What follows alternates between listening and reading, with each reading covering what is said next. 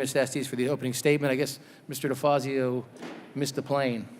If we would have only passed my FFA reauthorization, DeFazio would be here. But now that DeFazio is not here, I'm having second thoughts. Tell us more. Tell us more. Better we didn't. I believe it was canceled, not delayed. Thank you, Chairman Schuster, and thank you, Secretary Chao, for joining us here today. We are now over 400 days into the Trump administration, far past the 100-day mark, a period during which the President promised to enact a bill to invest $1 billion in infrastructure. After a lot of talk, the White House finally released its long-awaited infrastructure plan 3 weeks ago. Sadly, my frustration over the long delay in getting to see the White House plan has now been eclipsed by my frustration over what is actually in it. How we structure an infrastructure package and how we pay for it matters a lot. If an infrastructure package is to bring together successfully, it must be based on a mutual understanding that we need real, sustainable investment to improve the productivity and mobility of our communities. We can't do it based on gimmicks, shifting responsibility among partners, or glossing over years of underinvestment. What we need is a sound, long-term investment at the federal level that will create millions of jobs, boost local economies, and pay dividends for generations to come. Let me elaborate. Number one, an investment package must contain real federal funding, and I'm glad that the chairman mentioned the importance of actual funding for these programs. An investment of $1 trillion in federal infrastructure funding will create or sustain 16 million jobs, and those are well-paid jobs. Instead, the President's promised $1 trillion has turned out to be only $200 billion over 10 years. Over a broad swath of infrastructure needs. That's $20 billion a year to cover all modes of transportation, broadband, wastewater, drinking water, as well as veteran and GSA facilities.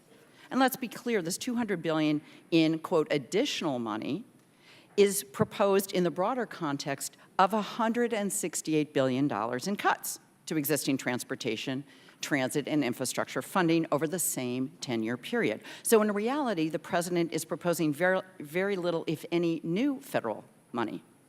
The White House envisions that the new money that they can take credit for as presidentially led investments will actually come from the state and local level by tolling and taxing citizens more, or by bonding to be paid off by future tax revenues. That is, pushing the costs onto Americans not yet born. Congress and the White House missed a massive opportunity to raise revenue for infrastructure in the tax bill, which is mind-boggling because 250 members of Congress with robust representation from both sides of the aisle wrote to the leadership of the Ways and Means Committee urging that a permanent solution to our Highway Trust Fund be included in that tax bill. And so we continue to spin our wheels on how to bridge the gap between nearly universal support for fixing our nation's infrastructure and our massive funding needs. Number two, selling off public assets is a cash grab, not a solution. To bridge this gap in part, the White House infrastructure plan contains several attempts to push a privatization agenda. This isn't the solution. There is universal bipartisan agreement, even among those in the private sector, that public-private partnerships, the so-called P3s, will not solve our infrastructure crisis and will do nothing for the vast majority of surface transportation projects. And as the chairman already noted, we need look no further than the quotations now pointed on the wall, painted there for all of us to look at every day about the role of the federal role in funding infrastructure. Number three, we can't streamline our way out of underinvestment. Let me address the favorite Trojan horse in infrastructure, environmental streamlining. Rolling back environmental protections will not save hundreds of billions of dollars.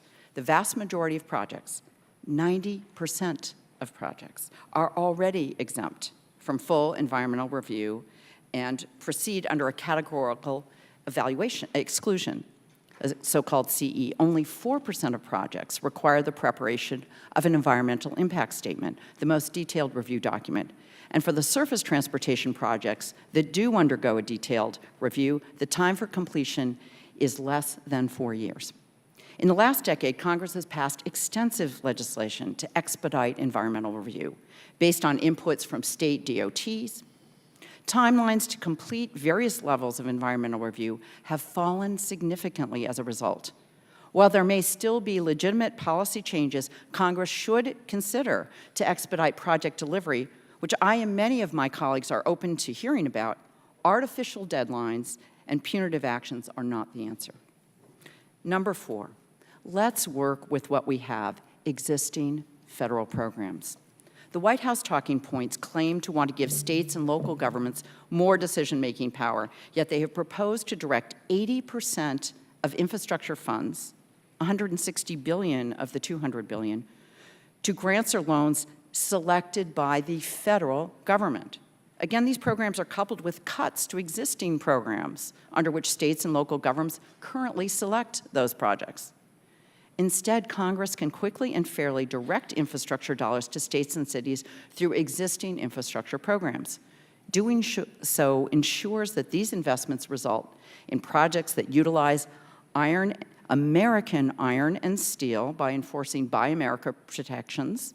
They support good-paying jobs for American families by maintaining prevailing wage and other worker protections, and provide opportunities for diverse small businesses to participate. This will also ensure real investment will be available immediately to spend on the projects state and local governments determine are the most worthy. Ranking Member DeFazio included a provision in the FAST Act to ensure that if additional funding came in through the Highway Trust Fund, Congress will not have to take any further action to see those dollars put to good use right away. Again, by utilizing the existing structure, each authorized highway and transit program will get a proportional plus-up. The clock is ticking. Since President Trump took office, time wasted by commuters, travelers, and inefficient movement of goods has already cost the American economy more than $179 billion. If the President and the Republican leadership in Congress are serious about making infrastructure a priority and finding new revenue to pay for it, then we have a unique opportunity to make badly needed investments in our roads, bridges, transit systems, rail infrastructure, airports, and ports that we have been neglecting for decades. Let's work together. Let's seize this opportunity, and let's make a real investment in America. Thank you, Mr. Chairman. Thank you. I would now like to welcome again the Honorable Elaine Chao, Secretary of Transportation, and I'd ask unanimous consent that our witness's full statement will be included in a record without objection. So ordered. Secretary Chao, again, thank you for being here today, and you are now recognized. Thank you very much, Chairman Schuster. And even though Ranking Member DeFazio is not here, I do want to also acknowledge him. Members of the committee, thank you for the opportunity to testify today. As you've heard, infrastructure is indeed the backbone of our country's economy, the most productive, flexible, and dynamic in the world. It's a key factor in productivity and our economic growth. And yet, as we've all heard and experienced,